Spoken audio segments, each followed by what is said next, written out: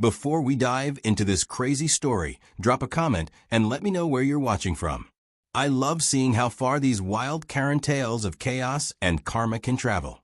The sunlight was sharp that morning, the kind of bright suburban clarity that usually made the street look picture perfect. Lawns shimmered in dew, sprinklers clicked in steady arcs, and for a moment everything seemed calm. But then I stepped off the porch and froze mid-stride. My breath caught before my mind had even processed what my eyes were seeing. The Mustang. My Mustang. The windshield was smashed, glass glittering like ice across the hood. Both headlights were fractured, one dangling crookedly, the other cracked with a yellow haze. The front fender bore a deep dent, the kind you don't get from an accident, but from deliberate, repeated force. And across the hood, sprayed in garish, dripping red paint, were two words in blocky, uneven strokes: greedy man. The stench of aerosol still hung in the warm morning air, sharp enough to burn in my nose. I took 2 unsteady steps closer, the soles of my shoes crunching down on fragments of glass. My hands hovered uselessly in the air, my body stuck between disbelief and fury. That car wasn't just metal and paint. It was a piece of my history, a machine I'd rebuilt bolt by bolt since my 20s. The '67 Mustang wasn't perfect, but it carried 20 years of sweat and pride in every inch of its frame. Now it was defaced like a joke. Movement caught the corner of my vision. Across the street, standing shoulder to shoulder, were Lena and Sela, the sisters. The two women the entire neighborhood referred to as the Karen duo when they weren't around. Both were in their early 40s, dressed in floral blouses that strained against their frames, arms crossed in smug unison. Lena held her phone up, camera pointed at me, recording. Sela smirked openly, chin tilted with satisfaction. "You like it?" Sela called, her voice carrying over the quiet street. "We thought it matched your personality." Lena laughed, a sharp cackle, never lowering her phone. Greedy men shouldn't flaunt their toys, especially not when everyone else has to pay the price for it. The words stabbed deeper than the spray paint ever could. They weren't just vandals.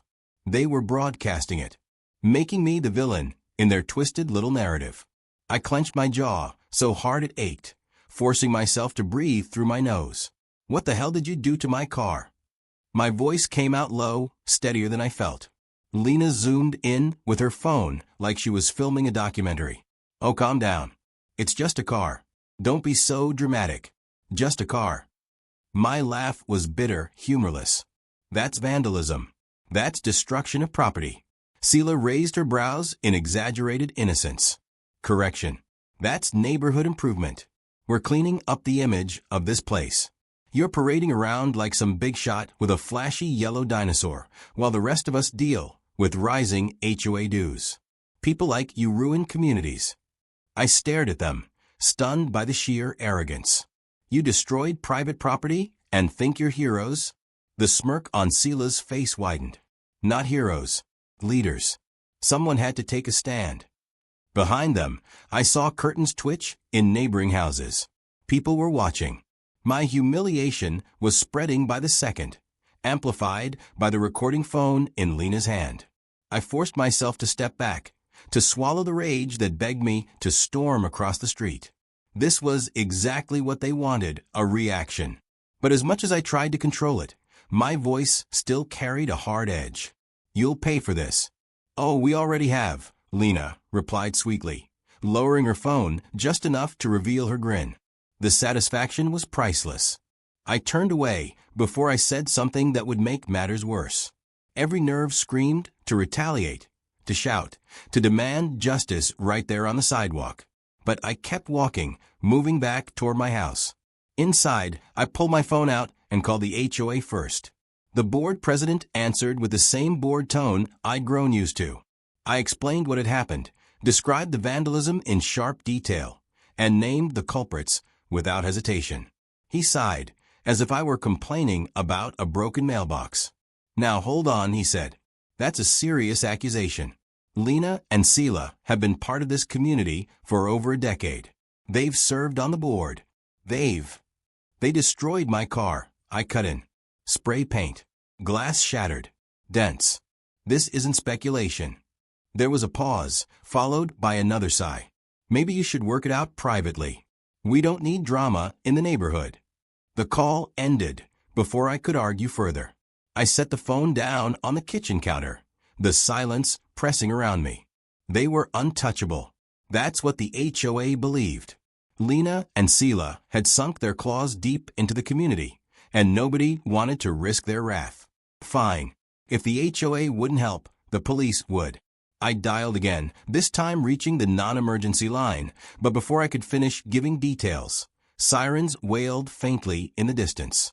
Through the window, I saw a patrol car rolling onto the street, lights flashing. My stomach tightened. The car pulled to a stop in front of my house. 2 officers stepped out, glancing around before focusing on me. Their expressions were cautious, guarded. One called out, "Sir, we need to speak with you." Lena and Sela were already marching forward, voices raised theatrically. "There he is. That's him." Lena shouted, "He threatened us." Sela added louder, "He screamed he'd make us pay." We were terrified. I blinked, the realization hitting me like another blow to the chest. They'd called first. They'd set the stage. The officers approached, hands resting lightly near their belts, posture careful. One asked for my side. I explained clearly, gesturing to the Mustang, pointing to the damage, explaining the sisters' taunts. My voice remained calm, but inside I was seething. Lena interrupted constantly, accusing me of screaming at them, of waving my arms like a maniac, of scaring them into action. Sela clutched her chest, adding little gasps, as though she'd survived a war zone instead of committing vandalism. The officers exchanged looks, clearly unsure. One finally said, "We can't make arrests without direct evidence. This is a civil matter. File a report with your insurance and the HOA." The words landed like a verdict. Lena and Sela smirked openly, standing side by side like victors. "See," Sela chirped. "You're not untouchable, greedy man." I stared at the wreckage of the car, at the shattered glass reflecting the flashing lights. A deep, cold clarity settled in my chest. They had won this round, smug and secure behind their lies. But they'd underestimated me. I met their eyes, letting my silence speak louder than threats. Lena's phone was still recording, capturing my calm expression, my refusal to break. Good. Let them think they'd beaten me. When the officers finally left, the sisters strutted down the sidewalk, satisfied, their voices carrying on about how they had protected the neighborhood. I watched them disappear around the corner, the tension in my jaw so sharp it hurt to unclench. Back inside, I stood at the window for a long moment, staring at the Mustang. Rage simmered, steady but controlled. This wasn't over. Not even close. I walked into the garage, running my fingers lightly across the spray-painted hood, the rough ridges of the red letters. Greedy man. My reflection wavered in the cracked windshield, fragmented into jagged pieces. They thought they'd humiliated me. They thought they'd gotten away with it. But as the quiet settled in and the street returned to its perfect suburban calm, a thought sharpened in my mind like a blade. If they wanted to fight, they had no idea who they were really messing with. That night, the garage felt heavier than ever, shadows draping across the broken Mustang like a funeral shroud. The smell of paint and cracked plastic lingered, sharp reminders of what had been done. I sat on a stool, elbows braced on my knees, staring at the words scrawled across the hood. Greedy man. Letters meant to humiliate, to mark me. My reflection fractured across the shattered windshield, showing me in pieces. But beneath those jagged shards, something steady stirred. I wasn't some passive homeowner waiting for scraps of fairness from the HOA. I wasn't a man bound by fear of gossip or petty lies. For years, I had worked in shadows, seen real corruption, dealt with people who thought they were untouchable. And every time, arrogance was their weakness. Lena and Sela thought they had power. They thought HOA connections, smug confidence, and shrill voices made them invincible. They had no idea who they were up against. By dawn, my plan was forming. Retaliation wasn't enough. This had to be bigger than payback. It had to be public, undeniable, inescapable. Their own arrogance would become the noose. The first step was simple. Cameras. Not the obvious kind, not the tacky doorbell cameras everyone on the block already had, but discreet ones, carefully positioned, covering the driveway, garage, and yard. Every angle where a lie could unravel into proof. I wired them in silence, the early morning bird song punctuating the click of tools, the hum of the drill. By the time the sun rose high, my house was a stage, and they would be the unwitting stars. It didn't take long. 2 days later, I caught Sela creeping up near my mailbox, tossing a fast food bag onto my lawn, glancing around with a twitchy satisfaction before waddling back to her porch. That evening, Lena leaned over my fence, snapping photos of my yard like she was documenting violations. The cameras caught it all. The smirks, the whispers, the little acts of sabotage. Individually petty, collectively damning. But that wasn't the gold I was after. No, what I wanted ran deeper. Over the following week, I started watching them closer. When they weren't tormenting me, they were busy flaunting their influence. Deliveries of expensive furniture hauled into Sela's garage, boutique shopping bags piling up in Lena's foyer. I knew the HOA had been raising dues for months, citing maintenance costs and budget tightening. Yet somehow the sisters were living like royalty while others grumbled about cutbacks. It was a familiar stench. I'd seen it before, the quiet stink of embezzlement. I started digging. Public records first, property tax filings, business registrations. Then deeper, tracing the HOA's budget reports. Payments that didn't line up, invoices to companies that didn't exist, funds allocated, but never spent. Patterns emerged quickly, and the sisters' fingerprints were all over them. I sat at my kitchen table night after night, laptop open, documents spread like puzzle pieces. Each discovery hardened my resolve.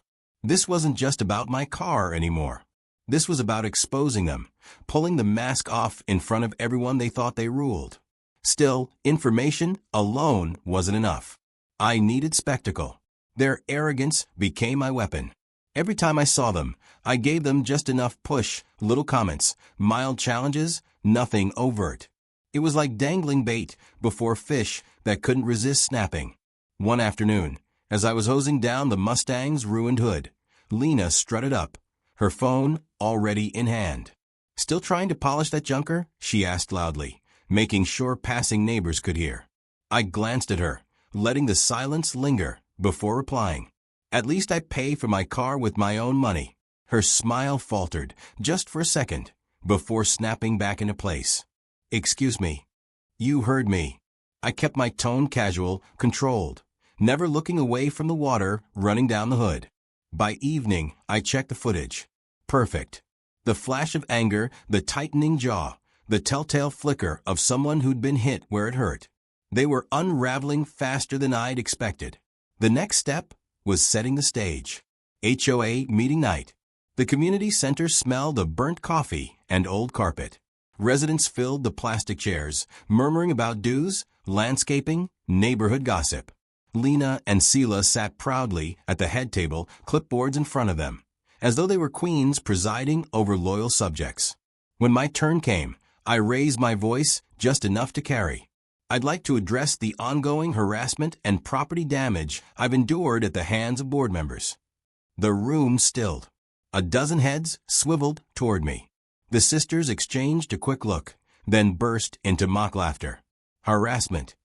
Sela scoffed. "What nonsense." "Don't play the victim," Lena added, voice dripping disdain. "You've been disruptive since you moved here." The murmurs grew louder, split between skepticism and curiosity.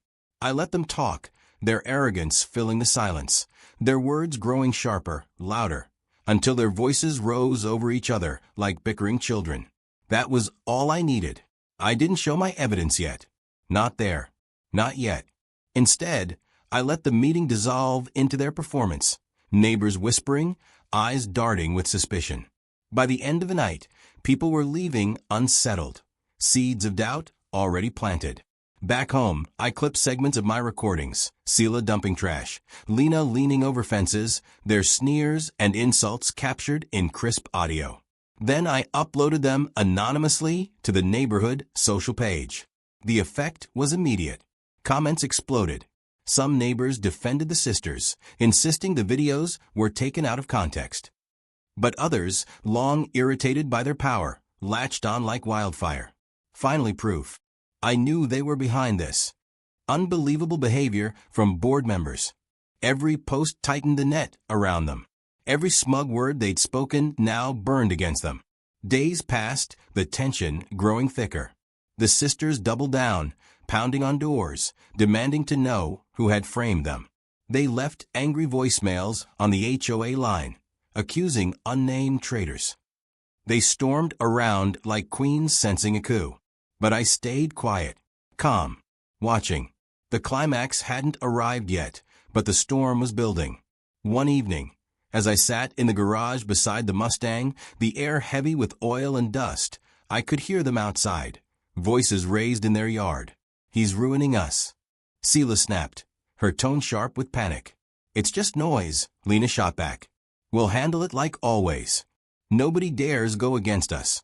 But there was a crack in her confidence, a tremor she couldn't hide. I leaned back, letting the words wash over me. They still thought they were untouchable. They still believed the rules bent in their favor. Good. That belief would be their undoing. The plan was nearly complete. Evidence ready. Their arrogance swelling to the point of bursting. All that remained was timing. As the night deepened, I stepped into the driveway, the Mustang looming behind me, its scars glowing faintly under the porch light. I looked across the street, where the sisters' house sat in smug stillness, blinds drawn, porch light burning defiantly. The trap was set, and soon they'd walk straight into it. The night before it happened, the air was so still it felt like the neighborhood was holding its breath. I stood in the garage, leaning against the battered Mustang, eyes fixed on the jagged windshield. Every dent, every crack, every stroke of red spray paint had become fuel. Tomorrow, I knew, their arrogance would finally consume them. It began with whispers of another HOA inspection. The sisters had spread word that they would be making surprise rounds, checking for violations. To most people, it was another annoyance. To me, it was the perfect chance.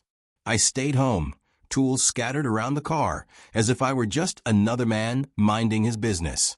But every camera was armed, every angle covered. By mid-afternoon, their voices floated down the street, shrill, commanding, the sound of women convinced of their authority. Neighbors peeked from windows as Lena and Sela strutted into my driveway, clipboards in hand, fake smiles plastered on their faces. "Well, well," Sela said loudly, eyeing the Mustang, still parading this eyesore around. Lena shook her head with mock sorrow. "Such a shame, it brings down the value of a neighborhood." Then, without hesitation, Sela lifted a rock from the edge of my flower bed and hurled it at the windshield. The already fractured glass caved in, shards cascading onto the dashboard. The sound split the quiet like a gunshot. I didn't move. I let the cameras drink it all in. Lena stepped forward, uncapping a can of spray paint she'd been hiding behind her clipboard. With practiced ease, she dragged another streak of red across the side panel, laughing as the paint hissed. "Let's see him talk his way out of this," she said. The scene was perfect. Their arrogance was complete. And then, as if fate wanted to underline their downfall, Lena pulled out her phone and dialed. Her voice lifted, dramatic and desperate. "Yes, officers. Please come quickly. Our neighbor is threatening us again. He's dangerous." I almost smiled. They were giving me everything I needed. And more. Within minutes, the distant wail of sirens grew louder. Blue and red lights splashed across the manicured lawns as the patrol car pulled up. Neighbors poured from doorways, gathering in small clusters, whispering. It felt like the whole street had come to watch. The officers stepped out, scanning the scene. Lena rushed forward, tears she had conjured in seconds streaking her face. Sela clutched her chest as though she might collapse. "There." Lena pointed at me. "He threatened us again." We were terrified for our lives. The younger officer turned toward me. "Sir, we've had repeated calls. We need to hear your side." I met his eyes, calm, steady. "You should see something first." From my pocket, I produced my badge. The light caught the polished metal, flashing across their stunned faces. A ripple moved through the crowd, gasps, whispers, the sudden shift of power in the air. Lena's mouth fell open. Sela's hand dropped uselessly from her chest. Before they could sputter excuses, I held up my phone and tapped the screen. The footage rolled across the connected tablet I'd placed on a stand near the garage. Live feed from the hidden cameras. Every neighbor, every officer, every pair of eyes locked onto the truth. The sisters filled the screen, smashing glass, spraying paint, laughing, calling the police with their lies. Every arrogant word, every act of destruction, every smug smile was there, undeniable. The silence that followed was heavier than any I'd ever felt. Then the older officer spoke, his voice sharp. "Ladies, put your hands behind your backs." The crowd erupted in murmurs as the sisters' faces crumbled. Sela stammered, "Wait, this isn't what it looks like." Lena twisted, her voice breaking. He set us up. He edited those videos. But the footage was still rolling. Live, time-stamped, irrefutable. Handcuffs clicked. Their protests turned shrill, desperate, echoing down the quiet street. Neighbors who had once stayed silent now whispered freely. So it was them all along. Unbelievable. I knew they were corrupt. The officers guided them toward the patrol car. Lena thrashed, her floral blouse bunching awkwardly as she tried to pull free. "You can't do this. We run this neighborhood." Sela's eyes darted wildly, searching for sympathy, for rescue, but found none. The community that had once bowed to them now stared with cold satisfaction. I stood at the edge of the driveway, arms folded, watching as the Mustang's shattered frame glimmered behind me. Justice wasn't just served. It was displayed for everyone to witness. As the car doors slammed shut and the sirens faded, the crowd lingered.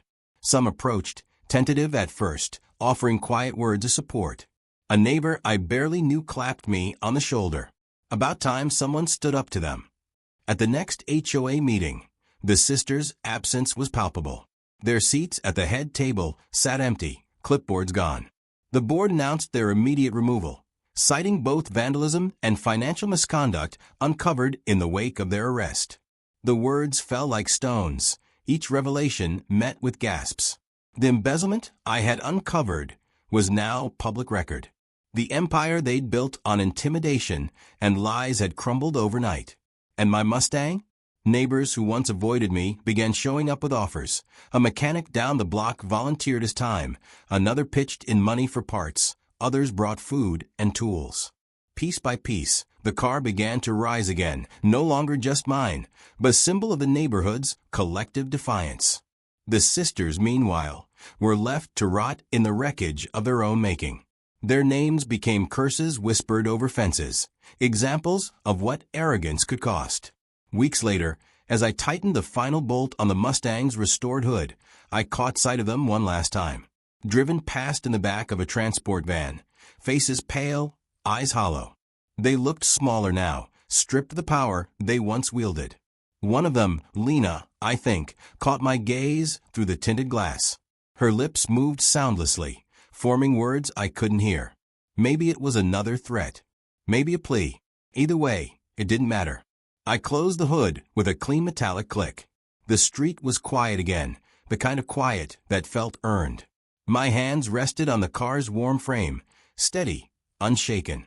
Around me, the neighborhood hummed with life, sprinklers ticking, children laughing, doors opening and closing without fear. For the first time in months, I felt the weight lift. Justice wasn't always quick, but when it came hard. And for Lena and Sela, it was only just beginning.